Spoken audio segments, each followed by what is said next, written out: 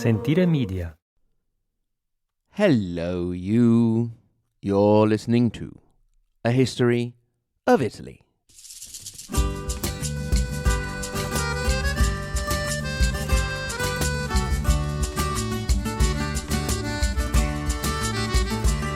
Episode 159. Life, Death and Sex in the Middle Ages. E così ritorno su, lascio I colli nelle valli, tra due salici piangenti, io ritrovo la speranza di un amore che ormai fu. So here we are, out of the Middle Ages. We have spoken of kings and dukes and counts and merchants and bankers and mercenaries and so on, but we haven't said a lot about the average Giuseppe, the average Lucrezia, the average man and woman on the street, in the fields, in the monasteries, and so on. The last time we had a look at the common folk was way back in episode 28, so it's definitely time we check back in with them. I'll be referring more or less to the period that goes from the late 11th to the early 15th century, but mostly the 14th in the middle. This is quite a long time, and not all of the information can refer to all of the period. After all, there is a lot of difference, for example, between the backwards town that was Florence in the 11th century and the Florence of Lorenzo the Magnificent, or between the malaria-ridden sheep-grazing area which was Rome in the 11th century and the Rome at the start of the Renaissance. Now, the best place to start talking about life in this period is with the start of life itself, birth and childhood. I know what you're thinking. What about conception? Are you going to just skip over the good sexy bits? Of course not. I'm just keeping them for later on to keep you hooked, like a good storyteller would, if I were one. So, the start of life was a pretty dangerous matter for both mother and child. More than 40% of women died before the age of 35, and childbirth was often the cause. This would occur at home with a midwife, if one could get there, and, of course, without sterile implements, possibility for blood transfusions or emergency surgery. If you add to this that the average number of pregnancies for women in some areas could reach 8 to 10, statistically, things became even more risky. Mind you, one very small consolation was that if you died young, you didn't have to worry about getting old. However, if you were one of the 6 out of 10 women who made it past 35, you would start after some time, not at 35, let me make that very clear, to think about these things. You might if you were one of the few noble women who actually knew how to read, since nobles didn't really start to bother much with all that wishy-washy reading until about the 11th century. You might even get a copy of a book written by a woman from the southern Italian town of Salerno called Trotula de Ruggiero.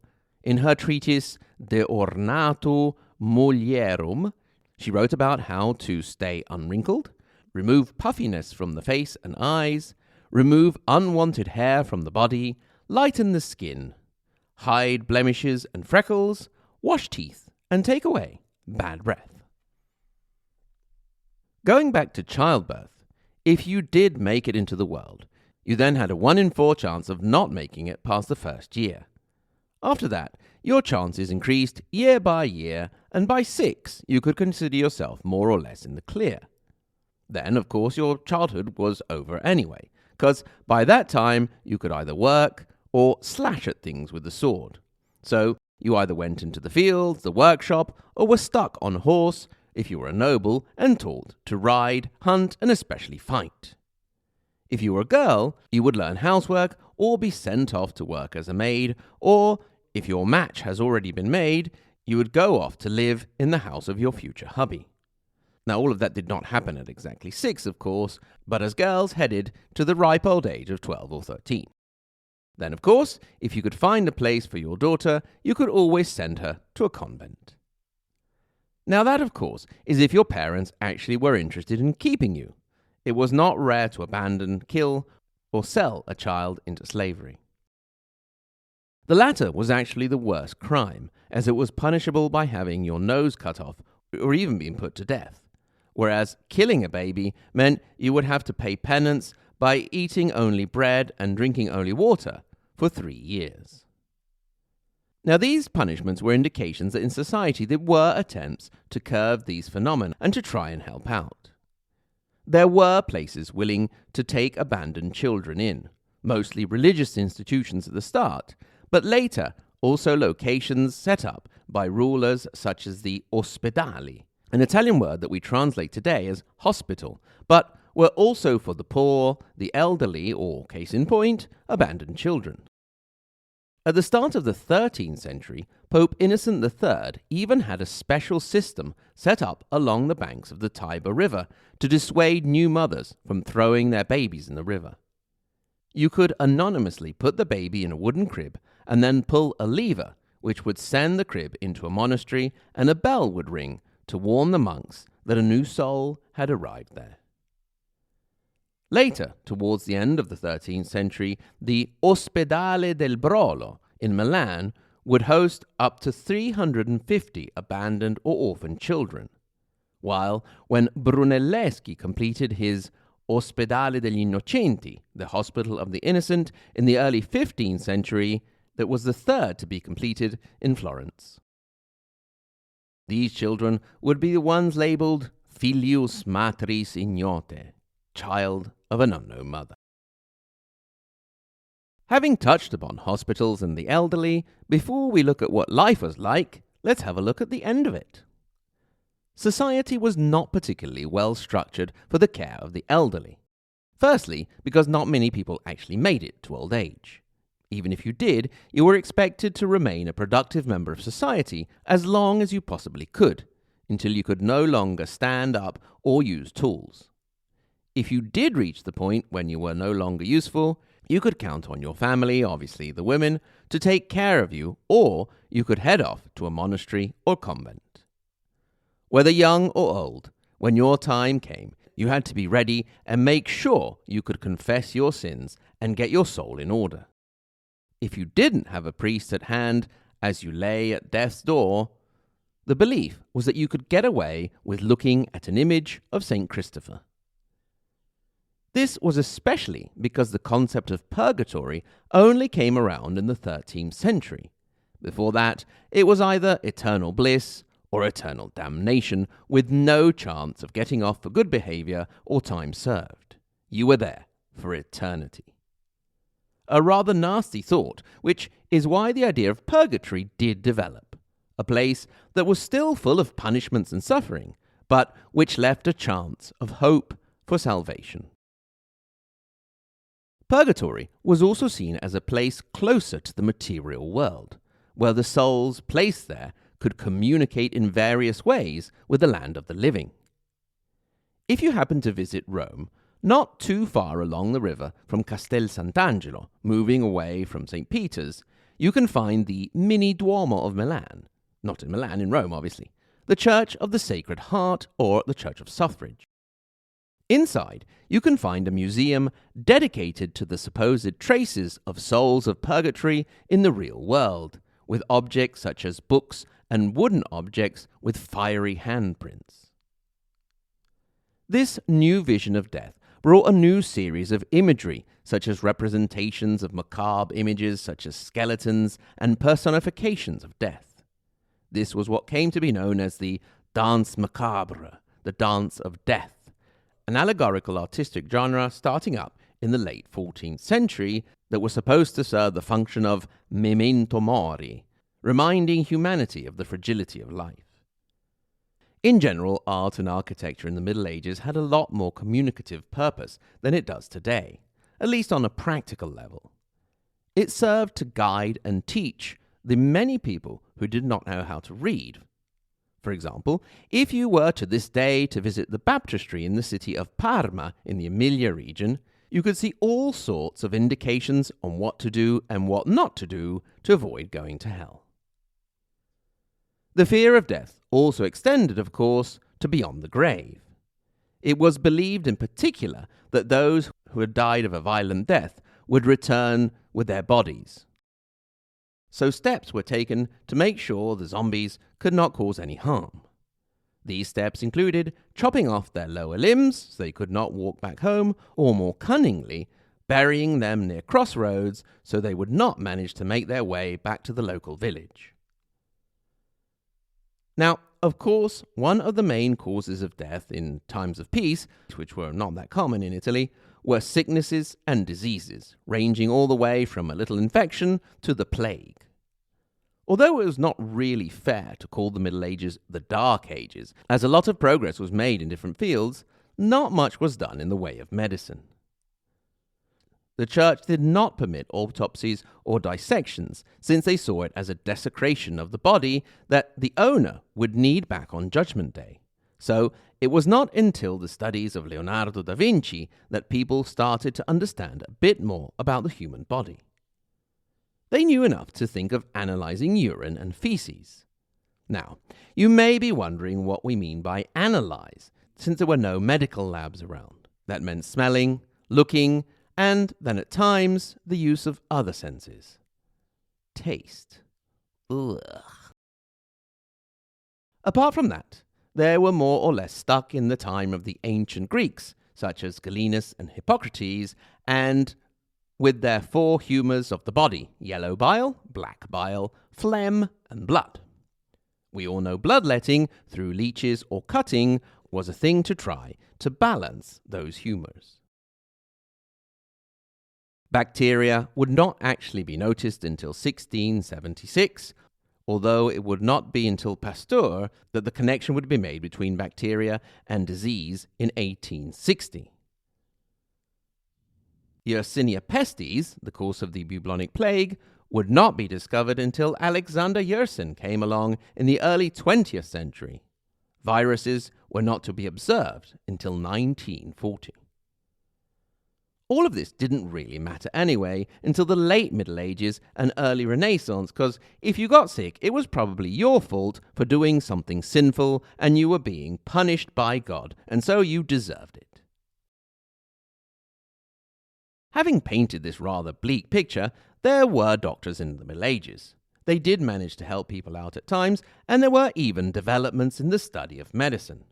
One location that became particularly well known for the study of medicine was the University of Salerno, southern Italy. We have seen here that the universities in various cities were founded in the late 11th and early 12th centuries. The University of Bologna, founded in 1088, claims to be the oldest.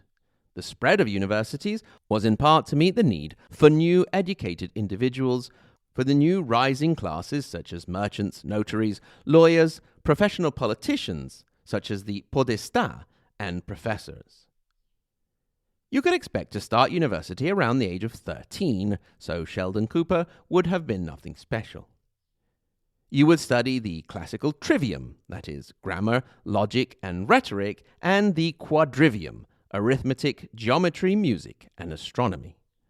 After that, you could go on to study and become a magister or a doctor in a specific field. The studies would have been done on actual paper books by the 13th century, since paper had been introduced to Sicily by the Arabs starting in the 11th century. Indeed, the first paper document we are aware of in Italy belonged to the Countess Adelasia, first wife of the Norman king Roger I of Sicily, and dated back to 1109. Although you could study on paper books, they would have been, of course, copied out by scribes and not yet printed, since Gutenberg would not publish his first Bible until February of 1455. As well as paper, the Arabs had also brought the system of numerals that we use today for maths. But although they had introduced them as early as the late 10th century, they were initially only used in monasteries, and were introduced to civil society in the early 13th century by a certain Leonardo Pisano, also known as Fibonacci. If you had trouble reading your books due to bad eyesight, you would have been out of luck until the early 14th century, when the first experiments with lenses and glasses started up. although it was a while before anything functional and useful came along. To show once again that although we humans change, we also stay the same in many ways, university cities often complained of the bad behavior of students getting drunk and brawling in the streets. As well as the stereotype of the drunken student, an inhabitant of the Italian peninsula was likely to believe that the French were effeminate, the Sicilians tyrannical, the English heavy drinkers, the Romans seditious, Bretons stupid, and Lombards cheap. However, no matter whether you were a student, worker, lawyer, ruler, Italian, foreign, or tyrannical Sicilian, you would all have been subject to the same great tyrant we are still subject to today: time. The day, and consequently the work activities, were determined, of course, by sunlight, so the day ended with the sunset. The day was divided, according to Roman use, into daylight hours, the ore, and the nighttime hours, the vigilie, in groups of 3, starting, interestingly, from sunset. If today you have the pleasure of visiting St. Peter's and look up at the basilica, you will see 2 clocks. The one on the right still keeps Roman or Italic time. The question now is, how on earth did anyone know what time it was, since clocks were not common until the 13th century and watches were out of the question? Well, bells. Starting from the monasteries and churches, where incidentally you could expect to have the first session of prayers at 3 a.m., and then in civil buildings, when the communes and merchant class came to prominence, the bells in the towers told everyone when it was time to start work, stop work, go to church, when someone had died, when there was a celebration, when there was danger, and so on. Different bells for different purposes, and the citizens were familiar with the different sounds. Many of the bells even had their own names. Whether you knew what time it was or not, more or less, if you could see, it was time to work, which you could expect to do for around 11 hours. There was no 8 hours work, 8 hours play, and 8 hours sleep in the Middle Ages. Also, no Netflix binging to turn the 8 hour sleep into 7, then 6, and so on. I'll just watch one more. What little time they did have to play, they used more often than not to play dice. One game in particular, Zara, was based on rolling dice against an opponent and both players making guesses on the outcome. This game often involved betting, which was severely frowned upon by the church. Then, of course, there was the good old sitting around and sharing news and telling stories. This would have been around a brazier, not to be confused with brazier, a container holding fire, which would make the room very smoky and would probably not manage to reach the damp corners of the large room, which would have doubled as living room and bedroom. Starting with the 14th century, if you were better off, you may also have had a real fireplace in your house. Cards would have come along at the end of the 14th century.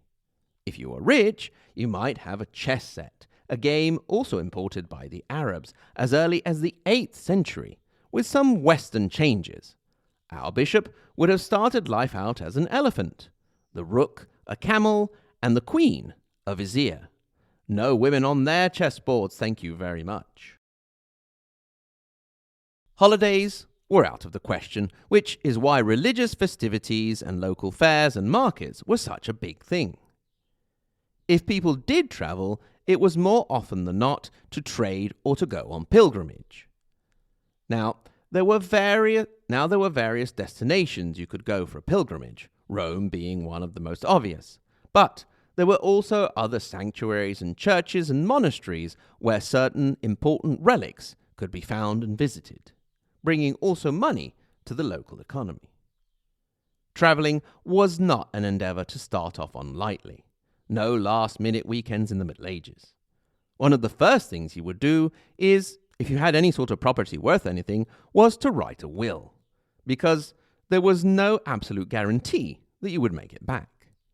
The bandits that plagued the forests and countrysides would have been a common cause of issue and even death on the road. Then, of course, natural disasters, getting caught up in a conflict, and a bout of dysentery or malaria could also finish you off. To find your way, you would have followed the position of the sun during the day and the stars at night, at least until the 12th century, when compasses started to come into use. Along the way, of course, you could find places to stay, such as the aforementioned ospedali, which again were not just hospitals as we see them today, or monasteries, towns, and so on. Here, you found a place to stay for the night and, of course, some nourishment. The division of the type of food eaten between rich and poor increased after the year 1000, and with the increasing population.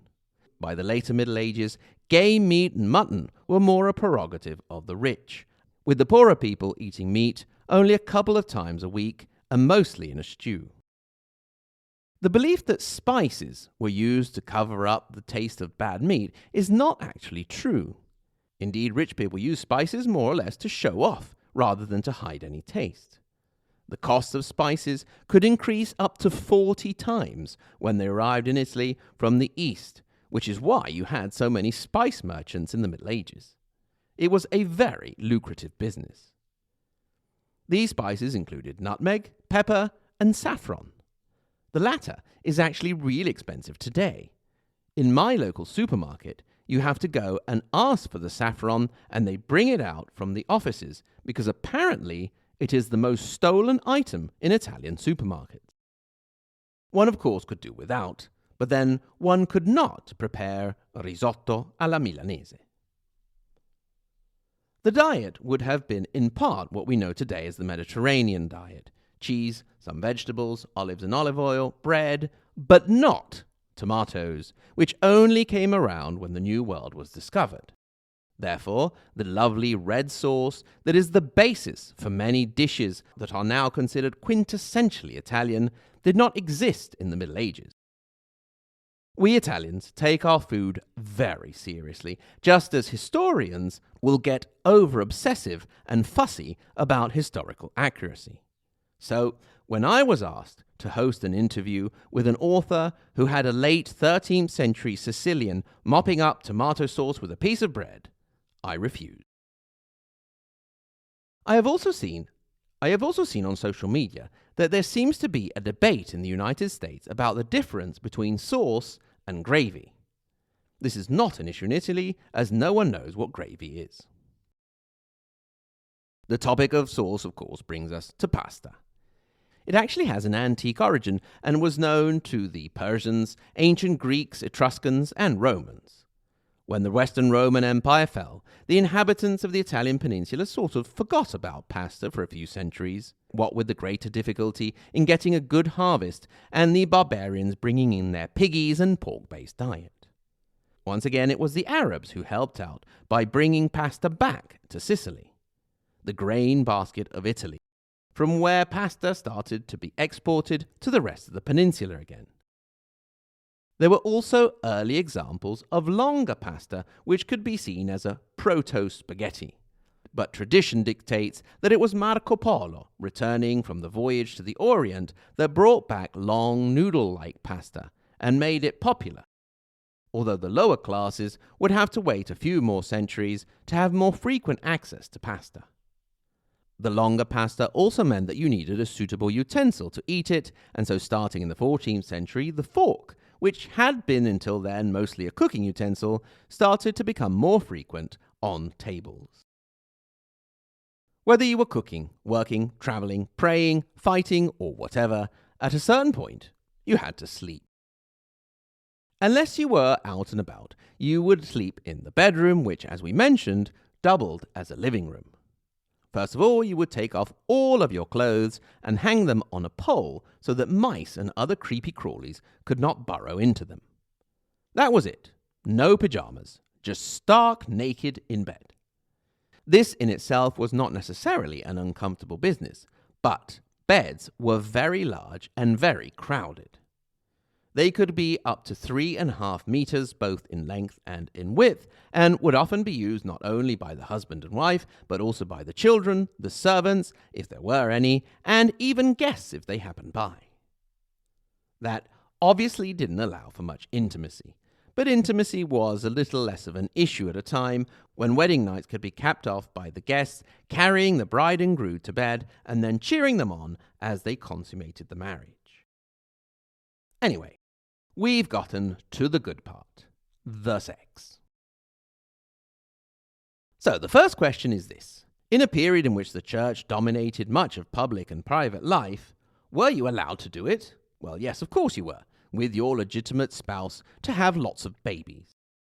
Then there was the question of timing, determined both by physiological as well as liturgical issues. You were not allowed to do it during the woman's menstrual cycle, during the last 2 months of pregnancy, in the 40 days after giving birth, and during the period of breastfeeding. You were not allowed on Sundays, during the religious holidays, the feast days of apostles, and all the evenings before the religious holidays and feast days of apostles, during Lent and the 12 days before Christmas. That didn't really leave much of the rest of the year free.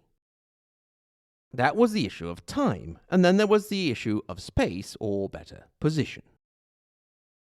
You were okay with the missionary, could get away with being side by side, but then it was all a no-no. Cowgirl, standing, and doggy were all out of the question. Also out of the question were relations with brothers, sisters, uncles, aunts, homosexuality, animals, and trees. Incidentally, attraction to trees is known as dendrophilia. That must have been a thing, for Abbot Odo of Cluny, in his long list of prohibited sexual behavior, went out of his way to prohibit the use of wooden cavities for pleasure.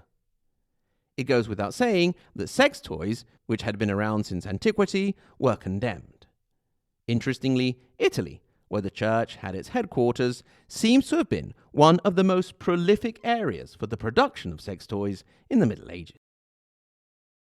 The church, furthermore, went on to condemn practices that I'm sure they completely made up. For example, women were not supposed to lie down with their bum cheeks exposed, had bread made on them, and then serve the bread to their husbands to make them stay in love with them.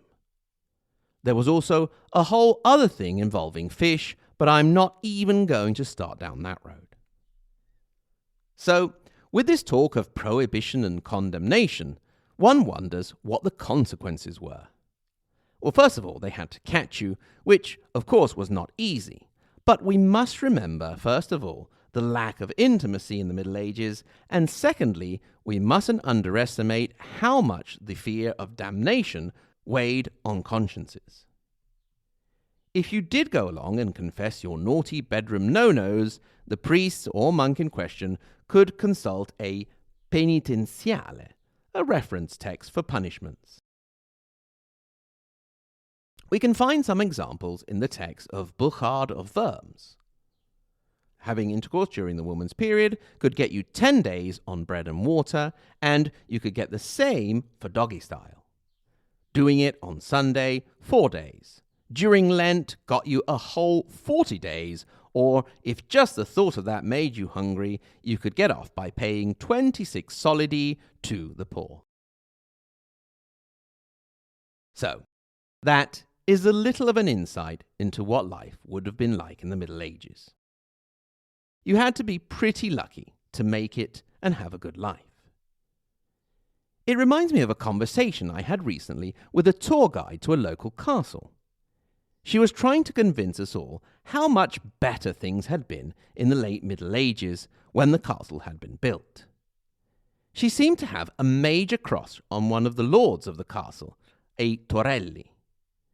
She actually said she couldn't wait to go to heaven to talk to him. Anyway, the point she was making was that the Middle Ages were better off because they didn't have COVID. I obviously seemed to never have the option of just keeping quiet, so I said, well, what about the plague? To which she answered, well, it would have taken them less to get through it. To which I answered, well, yes, of course, they would have been dead. I don't think I was her favourite tourist that day. Well, that episode puts a cap on our Middle Ages. There is a recap left, of course, to give you a little bit of a reminder, But then it's off to the mountains for me to do some studying for phase 2 of the podcast. Incidentally, if you're looking for a lovely property in the Apennines between Emilia and Tuscany, with plenty of land, next to a river you can swim in a restructured stone watermill from the late 19th century that still has plenty of room for you DIY lovers to work on, we are selling. Just putting that out there, get in touch if you're interested. Instead, together, we will be heading into the modern ages and the Italian wars. See you there. Thank you very, very much for listening. Stay tuned for the sketch after the credits and outro music. Remember, if you'd like to get in touch with questions, comments, or encouragement, why not? You can do so. hello@ahistoryofitaly.com. You can also get in touch via social media, Twitter, Instagram, or on Facebook. You can find everything at the website, ahistoryofitaly.com. There, you can also find the support page, where, with a house restructuring coming up, now is a really, really good time to support the podcast if you were thinking about doing it. On the support page, you can click through and become a Patreon, or you can donate on PayPal, and soon you'll also be able to support us on Tippy if you want to. Whatever you decide to do, thank you very much for listening, and until next time, arrivederci.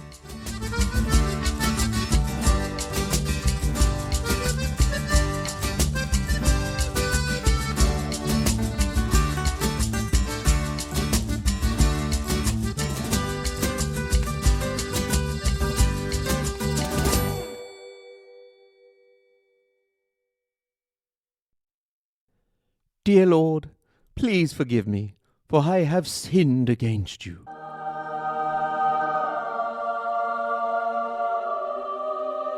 What do you wish to confess, my child? Dear God, is that really you? You have never spoken to me directly before. Well, you're always calling me, and I was on a break, so I thought I'd take your call for once. Oh, thank you. What an honor. What a real gift. I'm so privileged to behold you. Yes, don't mention it. What's up? Ah, yes, I must confess my sins and feed on only bread and water or face eternal damnation. Oh, don't get all panicky about that. I see all, and I haven't seen you do anything naughty in my sight.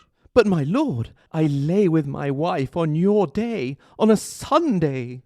So that's a great way to spend a Sunday. But the priest said... Look, those guys mean well, but they do tend to get a little over-enthusiastic. But we, changed positions. Like what? Well, the dog and the aardvark and the gliding platypus and the sitting seagull and the rampant guinea pig. Huh. I should have been paying more attention to you guys. Anyway, take it easy. As long as you and your lady love each other and are enjoying yourselves and don't feel uncomfortable, even with the rampant guinea pig, then you're fine. But all the rules and punishments. Listen, I try to get through to all of my children in ways they will understand. You guys on that side of the world really liked when my son, which was still me, came down and taught you what to do, and his friends wrote down a manual. Just follow that for my sake. Just love each other and be nice and help out the poor and embrace those that are different and forgive and all that stuff. Especially stop hating each other just 'cause you're a little different. Okay, cool. I can do that. There's just one more thing. Now what? Well, there's this tree in the woods. Well, I should hope so. There should be a lot of them there. No, it's just that there's this one, and I call her Sandra. I really love her. What's not to love? Trees are one of my best creations. Get this, in your future, at least I think it's your future, have you guys done the printing press yet? Well, anyway, there's this guy, Joyce Kilmer, who wrote a poem. It goes, I think that I shall never see a poem as... No. I mean, I love her. Ah, okay. I really should have thought this whole free will business through. Anyway, well, just beware of splinters. Yes, Lord. And one more thing. Yes? Well, they say you created us in your own image, and I can't really see you because of all the, holy light, but you seem less human and more rounded, like some kind of vegetable. Maybe you'd like it to... That is enough. Sentire Media. Hey, podcast producers and show hosts. Do you want to join a podcast network that celebrates all things Italian? At Sentire Media, we understand the allure of Italy and its unique culture. Our devoted team of hosts and producers are all driven by their shared passion for Italy. And we work tirelessly to create the best lifestyle podcasts and content that will whisk you away to the very heart of Italy. With us, you can savor the mouth-watering flavors, get lost in the stories from the past, break down the cultural barriers, and truly immerse yourself in the vibrant traditions of this intoxicating country. If you have a great podcast idea or are already in production and would like to join Sentire Media, head over to sentiremedia.com, that's SENTIRE media.com, and find out how to submit your show.